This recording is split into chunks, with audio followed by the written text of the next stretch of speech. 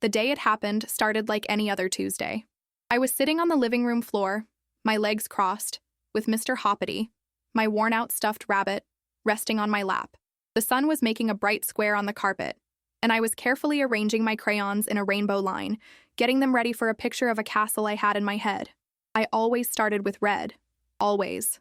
Mom, whose name is Claire, was usually humming by this time of day, maybe a song from the radio or just a little tune she made up. But that morning, the house was quiet. So quiet that I could hear the buzz of the refrigerator in the kitchen and the soft rustle of the leaves on the big oak tree outside our window. I looked up and saw her standing in the doorway of my bedroom. She wasn't humming. She just stood there, holding one of my empty duffel bags, the one with the pink flowers we used for sleepovers at Grandma's. Her hands were tight on the handle. I remember that. Her knuckles were white, like little pebbles. "Amelia," she said, and her voice sounded funny, like it was coming from far away. "Come here, sweetie." I left my crayons and picked up Mr. Hoppity. His one good button eye seemed to be watching her, too. I walked over to my room, and she stepped aside to let me in. She had already pulled open my drawers. My favorite yellow sweater was on top of a pile on my bed. My striped pajamas were there, too. "What are we doing, Mom?" I asked, clutching Mr. Hoppity tighter. "Are we going on a trip?" She didn't look at me. She just kept moving, folding my clothes with quick, jerky movements. A pair of jeans, 3 t-shirts, a handful of socks that she rolled into little balls. It was all so fast, not like how she usually folded laundry, all slow and careful. She picked up my toothbrush from the bathroom and dropped it into a side pocket of the bag. Then she zipped it up. The sound was loud in the quiet room. She finally turned to me. Her eyes were shiny, and her smile didn't look like her real smile. It was wobbly. She knelt down so we were the same height. She tucked a piece of my hair behind my ear, her fingers a little cold. One day my mom packed my clothes and said, "You're staying with your aunt now," she whispered, but it felt like she was saying a line from a play, something she had practiced. The words didn't fit in our room, with my drawings taped to the wall and Mr. Hoppity in my arms. And then she said it for real. "You're staying with your Aunt Susan for a little while, okay?" I opened my mouth to ask the question. Why? The word was right there, sitting on my tongue, but it was like my throat had closed up. I just stared at her, at the strange, sad smile on her face, and I didn't get to ask why. I just nodded. The car ride was even quieter than the house. Mom turned on the radio, but she kept the volume so low it was just a murmur of voices and music, like ghosts whispering. I sat in the back, with Mr. Hoppity on my lap and the pink duffel bag beside me. It felt like a wall between us. I watched the back of her head, her brown hair tied up in a messy bun, just like always. But it didn't feel like my mom. My mom would be asking me if I was excited, or telling me about the fun things Aunt Susan and I could do together. She would be pointing out dogs on the sidewalk or making silly faces in the rearview mirror. But Claire just drove. Her eyes were fixed on the road, and when she did glance at me in the mirror, her eyes seemed to slide right past me, like I was a ghost, too. I pressed my forehead against the cool glass of the window and watched the world go by in a blur of green trees and gray buildings. The houses we passed looked like doll houses, with tiny people living tiny lives inside. I wondered if any other kids were being packed into cars with their duffel bags, heading to their aunts' houses without knowing why. It felt like a secret, a heavy one, and it was sitting right in my tummy. We drove for what felt like a long, long time. I must have drifted off to sleep because I woke up to the crunch of tires on a gravel driveway. My eyes blinked open, and I saw Aunt Susan's house. It was yellow, like a buttercup, with a big porch swing and pots of red flowers that looked like they were waving at us. I'd only been here a few times, but I remembered the swing. Aunt Susan had pushed me on it once, so high my toes almost touched the leaves of the big maple tree in her yard. Aunt Susan came out the front door before Mom had even turned off the engine. She had a dish towel in her hands and she kept twisting it. She walked up to Mom's window and they started talking. Their voices were low and fast, like bees buzzing. I couldn't make out the words, just sounds. I heard my name, Amelia, once, and it sounded sharp. Mom got out of the car and opened my door. "Here we are," she said, her voice still having that wobbly, not real sound. She didn't help me out. She just stood back as I slid off the seat, pulling Mr. Hoppity with me. Aunt Susan came over and gave my shoulder a gentle squeeze. Her hand was warm. "Hi, sweet pea," she said. Her voice was soft, like a blanket. Mom pulled my duffel bag from the back seat and set it on the gravel. It stood there, a bright pink block of color against the gray stones. Then she leaned down and gave me a quick, tight hug. It was so fast I barely had time to hug her back. She smelled like her regular self, like laundry soap and a little bit of coffee. For a second, I thought everything was okay. But then she stood up and got back in the car. She didn't look at me. She didn't look at Aunt Susan. She just started the engine and drove away. I stood there on the gravel driveway next to my aunt and my pink bag, and I watched her car get smaller and smaller until it was just a little red dot. And then it was gone. The question was still stuck in my throat, a hard little stone I couldn't swallow. Why? But there was no one left to ask. Aunt Susan's house smelled different from mine. Our house smelled like clean laundry and whatever Mom was cooking for dinner. But Aunt Susan's house smelled like something sweet and spicy, like the cinnamon sticks she put in hot apple cider, and something else. A dry, papery smell that I later learned was the scent of old books. The floors were made of dark, polished wood that announced every one of my footsteps with a loud creak, like they were gossiping about the new girl in the house. In the hallway, a giant grandfather clock stood like a tall, thin soldier. Its pendulum swung back and forth, and its tick-tock was so loud it felt like the house had its own heartbeat. Tick-tock, tick-tock. It was a steady sound, but it felt empty. A lonely sound counting seconds I didn't want to count. Aunt Susan's hand rested on my back, a warm patch on my sweater, as she led me up the stairs. My duffel bag, still feeling heavier than it should, bumped against my leg with every step. "This will be your room while you're here," she said, her voice trying so hard to be cheerful that it sounded brittle, like a dry leaf. She pushed open a door at the end of the hall. The room was painted a soft, dreamy blue, the color of the sky just before the stars decide to show up. A big bed, with a fluffy white comforter that looked like a cloud, sat against one wall. Next to it, a wooden desk was tucked neatly under the window. It was a nice room. A pretty room. The kind of room you'd see in a magazine. But it wasn't my room. My room had a universe of glow-in-the-dark stars stuck to the ceiling, which I had placed there myself. It had a drawing of a lopsided castle, my greatest masterpiece, taped to the wall. It had a special dent in the carpet where I always sat to arrange my crayons. This room had none of my things. It was a stranger's room. I walked over and placed my bag down by the bed, but I didn't unzip it. I couldn't. Unzipping it would be like agreeing to stay. Taking my clothes out and putting them in the empty drawers would make it real. In my 8-year-old head, a plan was forming. If I kept everything packed, Mom could come back any minute. She'd just forgotten something, that was all. Maybe she forgot my favorite pajamas, the ones with the dancing cats. She'd realize it, turn the car around, and come right back to get me. Yes, that had to be it. Aunt Susan lingered in the doorway, twisting that same dish towel in her hands.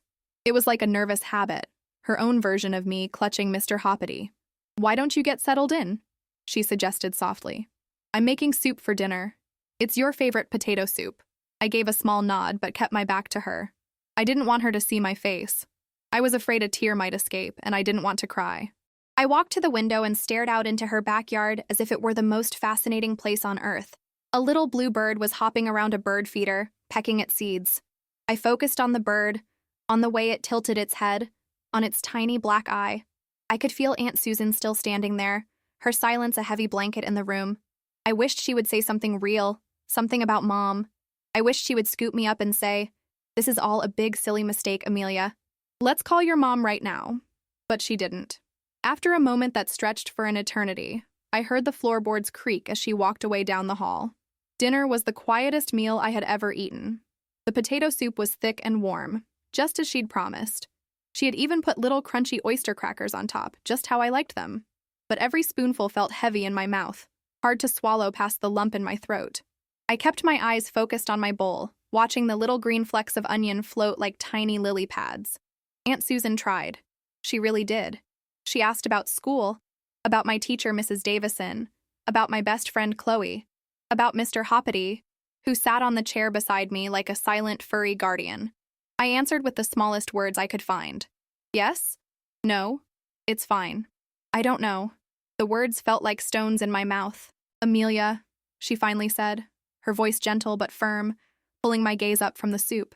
"I know this is a lot. It's a lot for me too." I looked at her, really looked at her. Her face seemed tired, etched with fine lines around her eyes that I had never noticed before. Her smile was sad. "Is my mom coming back?" The question flew out of my mouth before I could catch it. It was the little brother of the big question, the one that was still stuck inside me. If I couldn't ask why, maybe I could at least ask when. Aunt Susan put her spoon down, a soft clink against the ceramic bowl. She looked at me for a long moment, and I saw that same shiny wetness in her eyes, the same unshed tears I had seen in Mom's. She took a deep breath, like she was gathering the right words. Of course she is, Sweet Pea. Of course. She needs a little time to sort some things out. What things? I pressed, my voice a small whisper. She shook her head slowly, a sad, definite movement. Grown-up things, honey. Complicated, messy, grown-up things. Things you don't need to worry your little head about. But I was already worrying. My head felt full of worry. The phrase grown-up things wasn't an explanation. It was a locked door. A big, heavy door with no handle. And I was on the wrong side of it, left out in the cold. After dinner, I took a bath in a giant clawfoot tub that made me feel tiny. Then I put on my pajamas and climbed into the big cloud-like bed. Aunt Susan came in to tuck me in. She smoothed the covers and leaned over to kiss my forehead. Her lips were soft. "Good night, Amelia," she said. "Good night," I whispered back to the sheets. She left the door open just a crack, letting a thin slice of yellow light from the hallway cut across the dark floor. It was supposed to be comforting, but it just made the shadows in the room seem deeper. I lay there for a long time, in the crushing quiet of the strange room, hugging Mr. Hoppity so tightly his button eye pressed into my cheek. I listened to the tick-tock of the big clock downstairs. It wasn't a heartbeat. It was the sound of waiting. And the worst part was, I didn't even know what I was waiting for. The first morning, I woke up because the light in the room was wrong. At home, the morning sun came through my window and made a bright, happy stripe across my pink rug. Here, the light was pale and watery, filtered through the leaves of the big maple tree outside. For a second, just one tiny second, I forgot where I was. I thought I was in my own bed, and that I could smell Mom making pancakes. But then my eyes opened all the way, and I saw the soft blue walls and the strange white furniture. The smell wasn't pancakes. It was just the house's smell of cinnamon and old paper. The lonely feeling from the night before came rushing back in, like a cold wave. I didn't get out of bed. I just lay there, tracing the swirly patterns on the white comforter with my finger. Mr. Hoppity was still tucked under my arm. I listened to the sounds of the house, the tick-tock from the hallway clock, the groan of the pipes as someone used the water, the soft clinking of dishes from downstairs. It was Aunt Susan making breakfast. I wondered if I was supposed to go down. At home, Mom would call me, her voice coming up the stairs. "Amelia, breakfast is ready, sleepyhead." But here, there was only the quiet clinking. After a long time, there was a soft knock on the door. "Amelia, Sweet Pea?" Aunt Susan's voice was gentle. "Are you awake?" I didn't answer. I just squeezed my eyes shut and pretended to be asleep. Maybe if I was asleep, the day wouldn't have to start. Maybe I could just stay in this pretend night forever. I heard the door creak open. I felt her presence in the room, a warm shadow. She was quiet for a moment. I bet she was looking at my duffel bag, still zipped up and standing by the bed like a little soldier waiting for orders. "I made some French toast," she said softly. "You can come down whenever you're ready." Then she creaked away again. I did love French toast, but the thought of eating it in her quiet kitchen felt wrong. Eventually, my stomach started to rumble, a traitor in my own body. I slipped out of bed, still in my pajamas, and carried Mr. Hoppity downstairs. Aunt Susan was sitting at the kitchen table, reading the newspaper and sipping from a mug that had a picture of a cat on it. She looked up and gave me a small, hopeful smile. A plate with 2 pieces of French toast, dusted with powdered sugar, was waiting for me. I ate in silence, taking tiny bites. Each bite was a struggle. Aunt Susan tried to fill the quiet. She read me a funny comic from the paper about a dog that could talk. At home, Mom and I would have laughed about it all morning. Here, I just gave a little twitch of my lips that wasn't a real smile. Later that day, the phone rang. The sound was shrill and loud in the quiet house, and my heart did a little jump. It's her, I thought. It's Mom. I froze with a crayon in my hand. I had finally agreed to draw at the kitchen table. I stared at Aunt Susan as she picked up the phone. "Hello?" she said. Her eyes flickered over to me for a second. "Oh, hi, Martha. No, it's a fine time." "Yes, I'm doing all right." My heart sank back down into my stomach. It was just one of her friends. I turned back to my paper, but I wasn't drawing anymore. I was just pressing the crayon down, making a dark, waxy blue smudge. I listened to Aunt Susan's side of the conversation. It was all normal talk, about the weather, about someone's garden, about a sale at the grocery store. But then her voice dropped lower. It's been an adjustment," she said, and I knew she was talking about me. He's holding up. Quiet. Very quiet. It's to be expected, I suppose. No, not yet. I think we should give it a few days before, a few days before what? Before I could talk to her? Before she came back? The questions piled up inside me, but they all came from the same big, unasked one. Why? When she got off the phone, she was extra cheerful. How about we plant some flowers in the garden, Amelia? I bought some beautiful yellow marigolds. We could give them their own special spot. I just shrugged. We spent the afternoon in the dirt, my small hands getting covered in soil. Aunt Susan showed me how to dig a little hole, how to gently loosen the roots, and how to pat the dirt down around the flower. She chattered the whole time about how much the bees love marigolds and how they keep bad bugs away. I did everything she said. I dug the holes. I planted the flowers. They were bright and yellow against the dark earth, but I didn't feel anything. I felt like a doll being moved around. When we were done, we went inside to wash our hands. I looked at my own reflection in the bathroom mirror. My face was smudged with dirt and my eyes looked like 2 old pennies. I didn't look like me. I looked like a different girl. A girl who lived in a quiet house with a clock that was always ticking. A week felt like a year. Or maybe it felt like no time had passed at all. I was stuck in the same quiet day, over and over again. The tick-tock of the clock, the pale morning light, the silent meals. I had stopped asking Aunt Susan when Mom was coming back. I had stopped expecting the phone to be for me. I had created a little bubble of silence around myself, and inside it, I was safe. I drew pictures. Hundreds of them. But I didn't draw castles or rainbows anymore. I drew smudges of blue and gray and black. I drew empty houses under stormy skies. Aunt Susan tried everything. She bought me a new drawing pad with thick, fancy paper. She rented movies with princesses and talking animals. She baked cookies, filling the house with the sweet smell of chocolate chips. I would say thank you, and I would eat a cookie or watch the movie. But my eyes were glassy. I was there, but I wasn't. The real me was still standing on that gravel driveway, watching a little red car disappear. The change happened on a Thursday. It was raining outside, a soft, steady drum against the roof. I was in the living room, supposedly watching a cartoon, but really I was just staring at the dust bunnies under the couch. Aunt Susan was on the phone in the kitchen again. She always went into the kitchen to talk, and she always spoke in a low voice. But this time her voice was different. It wasn't just low. It was tight and sharp. You can't keep putting it off, Claire. She needs to hear from you. She's fading. It's like her light is going out. My breath caught in my chest. She was talking to Mom, and she was talking about me. I don't care if you don't have the right words. Aunt Susan's voice got a little louder. There are no right words for this. But she's a child.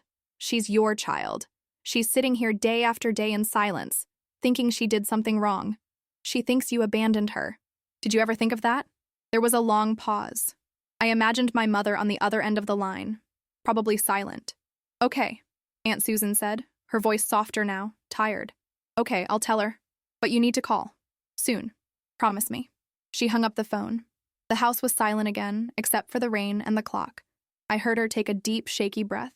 I knew she would be coming to talk to me. I quickly turned my eyes back to the television, pretending I hadn't heard. My heart was beating so fast it felt like a trapped bird. She came and sat on the floor next to me, right there on the rug. She didn't say anything for a long time. We just sat there together, listening to the rain, watching the cartoon characters bounce around on the screen without making a sound. Finally, she turned to me. Her eyes were shiny with tears. Amelia, she started, her voice thick. That was your mom on the phone. I didn't look at her. I just nodded, my eyes still glued to the screen.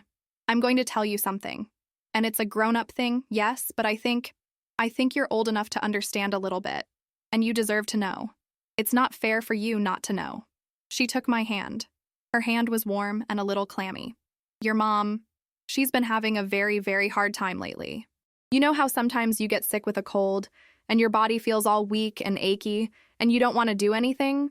Well, sometimes grown-ups can get sick in their hearts, in their minds, and it makes everything feel heavy. It makes it hard to get out of bed, hard to make food, hard to be a mom. It's not because she doesn't love you. Oh, sweet pea, she loves you more than anything in the whole world. That's why she brought you here. I finally turned to look at her.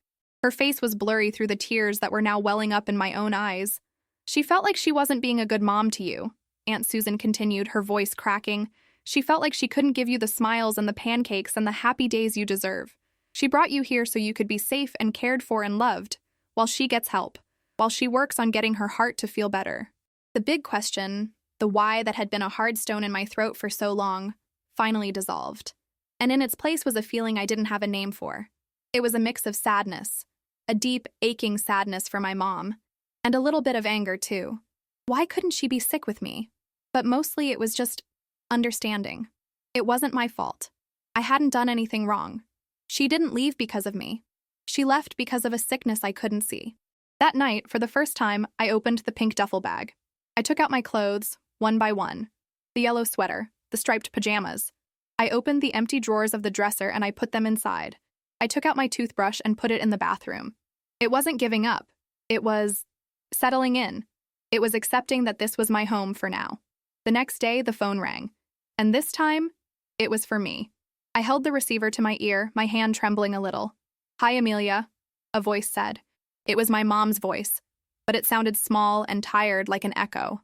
"Hi, Mom," I whispered. We didn't say much. She asked if I was okay. I said yes. I asked if she was okay. She said she was trying, but it was enough. It was a start. Life at Aunt Susan's house found a new rhythm after that. It wasn't as loud or as messy as life with Mom had been, but it wasn't silent anymore. We talked at dinner.